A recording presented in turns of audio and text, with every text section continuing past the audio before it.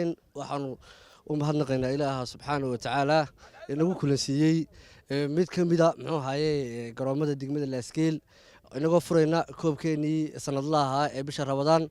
ka wasaarad ahaan waxaan u mahadnaqaynaa xildhibaan jaamac maxamed cabdi maayer mustafa ibraahim cismaan iyo intii kale ee wasaarad ahaan nagala shaqaysay sidii u qabsoomi lahaa koobkan oo quruxdiisa iyo milgihiisaba aynu ka arkayno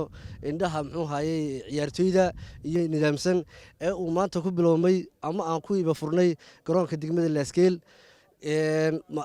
waxaan muxuu ahaye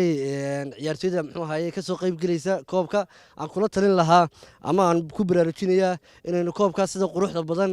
muxuu ahaye milguhu ku jiro aanu eeba furnay inay nagala shaqeeyaan horumarkeeda maanta waxaynu muxuu ahaye ka shaqaynaynaa waxa weeyaan wadantii degmada waxaynu horumarinaynaa waxa weeyaan waa isboortigeenii jihaynta dhallinyarada iyo muxuu ahaye iyo horumarintooda oo waxaynu ka shaqaynayno oo marjaca ugu dambeeya aanu noqonayna waxa weeyaan laaskeel horumartay laaskeel muxuu ahaye muxuu ciyaara iyo muxuu ahaye howlo kasta dhan kasta ka horumartay ma nihin annagu muxuu ahaye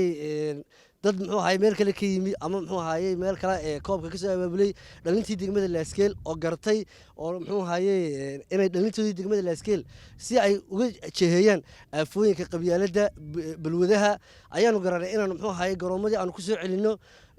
insha allah bismillaahi kariim halkan iyo meel kasii sarreysaba waanu gaadhsiin doonaa iminka waxa weeye waa barbilow khayr baynu rajaynayaa ilaahay bishaa rabadaan khayrkeeda hayna siiyo iyo muxuu ahaye inaynu ciyaaraha aynu ciyaarayno si nidaama oo sharci leh aynu la shaqayno wasaaradda iyo intii kale adeegayaasha muxuu ahaye ciyaaraha ee degmada laaskeel wasalaamu calaykum waraxmatullah